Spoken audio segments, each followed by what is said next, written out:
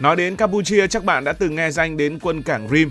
Và đầu năm 2026, một hình ảnh khá thú vị, đó là tàu tác chiến ven bờ của Hải quân Mỹ. Tàu này là tàu USS Cincinnati đã cập vào Rim. Tất nhiên họ không vào đây để du lịch, cũng không phải là để thăm xã giao, mà là cập đúng căn cứ từng bị nghi ngờ là một điểm nóng chiến lược. Vì sao Mỹ lại chọn đúng quân cảng Rim để mở lại quan hệ quân sự với Campuchia? Quân cảng Rim tất nhiên nằm ở ven biển Campuchia, phía nam Campuchia, cách thành phố biển Sihanoukville chỉ vài chục km. Từ đây nhìn ra đó là Vịnh Thái Lan, một vùng biển rộng lớn được bao quanh bởi Thái Lan, Campuchia, Việt Nam và Malaysia. Đây không phải là một vùng biển bình thường, nó là phần lõm vào của Biển Đông, giống như một chiếc túi nước nằm sâu trong lục địa Đông Nam Á.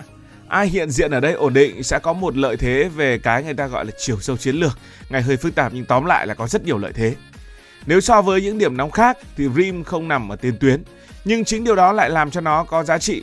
Từ Rim thì tàu có thể đi theo hai hướng. Một hướng thì vòng qua mũi Cà Mau để tiến vào Biển Đông. Một hướng thì đi xuống phía Malaysia và đi xa hơn nữa có thể sang được Ấn Độ Dương. Quãng đường từ Rim ra khu vực trung tâm Biển Đông không quá xa, nhưng lại nằm sâu trong vùng nước tương đối kín, đó là Vịnh Thái Lan, ít bị giám sát quốc tế hơn các tuyến qua eo biển Malacca. Mà eo biển Malacca lại là một trong những điểm nghẽn hàng hải quan trọng nhất thế giới, khi mà khoảng 25 cho đến 30% thương mại toàn cầu đi qua đây mỗi năm. Tức là nếu một lực lượng muốn tránh phụ thuộc hoàn toàn vào tuyến Malacca, việc có điểm tiếp cận ở Vịnh Thái Lan sẽ là một phương án linh hoạt. Rim hoàn toàn không thay thế Malacca, nhưng nó mở thêm một lựa chọn trong cái phương án ấy. Nhiều người nghĩ thì Vịnh Thái Lan chỉ là một vùng biển bình thường, nhưng thực tế thì đây là giao điểm của nhiều dòng chảy thương mại. Tàu chở dầu từ Trung Đông vào Đông Á thường đi qua Ấn Độ Dương, đi qua eo biển Malacca rồi chia hướng. Một phần lớn tàu thương mại sau khi qua eo Malacca sẽ di chuyển dọc theo bờ biển Malaysia, Thái Lan trước khi tiến vào các cảng lớn của Việt Nam hoặc đi tiếp ra Biển Đông. Ngoài ra, Vịnh Thái Lan còn có những mỏ khí đốt ngoài khơi Thái Lan và Malaysia, hay các cảng thương mại lớn như là cảng Laem Chabang của Thái Lan, rồi cũng có những cái tuyến kết nối đến thành phố Hồ Chí Minh, Cái Mép, Thị Vải của Việt Nam.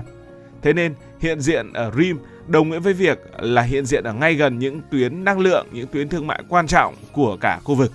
Rim có một lợi thế rất lớn là một lợi thế về mặt địa lý, và lợi thế này nói lên điều gì?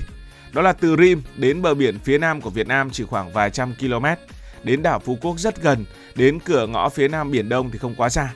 Nó không phải là một cửa ngõ trực diện, nhưng lại là một vị trí có thể tiếp cận nhanh chóng nhiều hướng. Quan trọng hơn, Rim nằm trên bờ phía đông của Vịnh Thái Lan. Điều đó cho phép tàu từ đây ra biển lớn mà không cần di chuyển sát bờ Thái Lan quá lâu. Về mặt chiến thuật, đây là vị trí khá thuận tiện để triển khai linh hoạt. Rim cũng nằm trong vùng biển tương đối kín, được bao bọc bởi đất liền nhiều phía. Điều này giúp nó ít phô trương, ít bị chú ý như là những khu vực tranh chấp khác, nhất là các đảo chẳng hạn, và cũng dễ kiểm soát an ninh vùng lân cận. Chính vì vậy, nếu có một cường quốc có quyền tiếp cận dài hạn quân cảng Rim thì họ sẽ có những lợi thế rất lớn. Họ không cần biến nơi này thành căn cứ khổng lồ, chỉ cần khả năng ghé cảng, tiếp tế, sửa chữa định kỳ và hiện diện ở đây cũng đã đủ giá trị lắm rồi. Và chúng ta đang nói đến nước Mỹ. Sâu xa hơn còn là một mối quan hệ với một quốc gia khác, cơm chẳng lành canh chẳng ngọt với nước Mỹ. Khi mà nói đến quân cảng Rim thì nhiều người sẽ nghĩ đến Trung Quốc, và nhiều người cho rằng câu chuyện chỉ bắt đầu từ khi có Trung Quốc. Nhưng thực ra mối liên hệ giữa Mỹ và khu vực này đã có từ rất sớm hơn cả Trung Quốc. Ngày xưa trong cái thời kỳ chiến tranh thì khu vực ven biển Sihanouk, nơi có căn cứ hải quân Rim ngày nay, mang ý nghĩa chiến lược đặc biệt với Campuchia. Đây gần như là cửa ngõ duy nhất của nước này thông ra biển lớn. Không có Sihanouk thì Campuchia sẽ bị mắc kẹt rất nhiều, phụ thuộc vào những tuyến đường bộ hoặc sông Mekong, và những cái tuyến đường này thì vốn rất dễ bị kiểm soát trong thời chiến. Nhưng năm 1960, Đông Nam Á trở thành một trong những mặt trận nóng nhất của thế giới. Mỹ hiện diện quân sự dày đặc tại miền Nam nước ta và đặt nhiều căn cứ lớn ở Thái Lan. Cảng Sihanoukville, tức là quân cảng Rim bây giờ khi đó, được xem là tuyến hậu cần cực kỳ quan trọng. Có thời điểm, đây chính là cửa ngõ để hàng hóa, trong đó có vật tư quân sự của Mỹ, đi vào nội địa Campuchia và khu vực biên giới giáp nước ta. Mỹ theo dõi rất sát tình hình tại đây, bởi bất kỳ thay đổi nào ở cửa biển này cũng có thể tác động đến cục diện chiến trường. Năm 1970 tại Campuchia thì tướng Lon Non đã tiến hành đảo chính, lật đổ Sihanouk. Campuchia mới chuyển hướng ngả về phía Mỹ rõ rệt hơn. Trong giai đoạn này thì Mỹ đã tăng cường hỗ trợ quân sự và hậu cần cho chính quyền của Lon Non. Hỗ trợ này bao gồm có huấn luyện, viện trợ vũ khí và phối hợp ở khu vực biên giới. Tuy nhiên cần nhấn mạnh rằng Ở đây thì Mỹ không xây dựng một căn cứ hải quân thường trực theo mô hình căn cứ lâu dài như Mỹ từng làm tại Philippines hay Thái Lan. Sự hiện diện của Mỹ trong khu vực chủ yếu là hỗ trợ trên chiến trường, điều phối hậu cần và hợp tác quân sự tạm thời. Về mặt chiến lược thì khu vực Sihanouk khi đó có giá trị vì nó giúp kiểm soát lối ra biển của Campuchia và tạo khả năng kết nối với lực lượng Mỹ xâm lược đang hoạt động tại Việt Nam và Vịnh Thái Lan. Nhưng tình hình chiến sự và bất ổn chính trị khiến không bên nào đủ điều kiện để xây dựng hạ tầng quân sự lâu dài tại quân cảng Rim. Khi Mỹ thất bại và buộc phải rút khỏi Việt Nam thì toàn bộ hợp tác giữa Mỹ với Campuchia tại quân cảng Rim cũng sụp đổ. Thế nên nói về dấu ấn của Mỹ tại khu vực quân cảng Rim trong chiến tranh lạnh thì đó không phải là một căn cứ với cờ Mỹ tung bay hay là hạm đội neo đậu thường xuyên. Dấu ấn đó nằm ở sự quan tâm chiến lược, ở những tính toán hậu cần và vai trò của khu vực này như một điểm giao thoa trong cuộc cạnh tranh toàn cầu giữa các siêu cường. Thời gian cứ thế trôi qua, tới cuối thập niên 90 đầu những thập niên 2000 thì hai nước bắt đầu hợp tác quốc phòng trở lại. Mỹ hỗ trợ đào tạo sĩ quan, cung cấp trang thiết bị và tổ chức tập trận chung với Campuchia.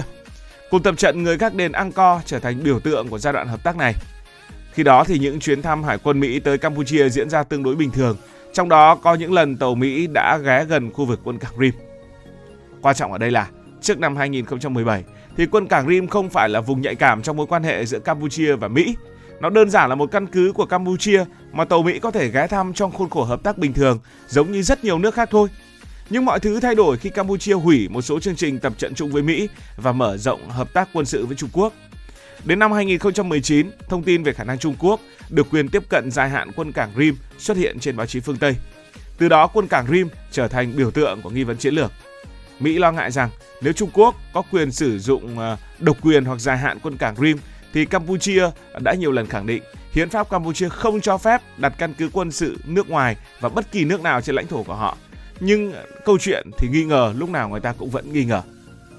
Vậy có phải Mỹ từng xây cái gì ở quân cảng Rim hay không giống như nhiều đồn đoán? Câu trả lời ngắn gọn là Mỹ không xây căn cứ hải quân thường trực tại Rim trong quá khứ theo kiểu kiểm soát trực tiếp. Tuy nhiên, trong những giai đoạn hợp tác, Mỹ từng hỗ trợ Campuchia về huấn luyện lực lượng, hỗ trợ nâng cấp một số cơ sở và trao đổi kỹ thuật. Đó là những giai đoạn từ những năm 1990 đổ về gần đây. Một số công trình trong khu vực căn cứ hải quân của Campuchia từng được hỗ trợ bởi nhiều đối tác khác nhau theo từng thời kỳ, bao gồm cả Mỹ, cả Nhật Bản, cả Trung Quốc chứ không riêng gì Mỹ. Điều này không đồng nghĩa với việc Mỹ sở hữu hay xây dựng căn cứ cho riêng mình mà là hỗ trợ trong khuôn khổ hợp tác với Campuchia. Chính vì vậy, sau khi mà quân cảng Rim được nâng cấp với sự tham gia của Trung Quốc, Mỹ đã đặc biệt chú ý bởi họ từng có giai đoạn tiếp cận và hợp tác ở đây. Quay trở lại với câu chuyện của bây giờ, khi tàu chiến Mỹ cập bến Rim trở lại vào năm 2026, điều đó mang ý nghĩa biểu tượng mạnh mẽ. Mỹ không có một căn cứ bí mật cũ ở Rim như nhiều người suy đoán, nhưng khu vực này từng nằm trong mối quan hệ hợp tác quân sự giữa Mỹ và Campuchia từ xưa. Khi quan hệ hai nước ấm lên vào thập niên 2000, Rim là một điểm ghé thăm bình thường. Khi quan hệ hai nước nguội đi, Rim trở thành một biểu tượng của sự rạn nứt. Và bây giờ, khi mà quan hệ hai nước ấm một lần nữa trở lại, thì việc Mỹ quay trở lại đây không phải là câu chuyện mới hoàn toàn, mà là một sự nối lại của một kênh hợp tác từng tồn tại, đơn giản là thế mà thôi. Bạn nghĩ sao về câu chuyện này? Liệu Mỹ mong muốn gì từ quân cảng Rim? Hãy để lại ý kiến dưới phần bình luận. Cảm ơn và xin được nói lời chào tạm biệt. Cảm ơn các bạn đã dành sự đồng hành cùng Hải Thanh Story. Đi qua những vùng đất, khám phá những điều mới.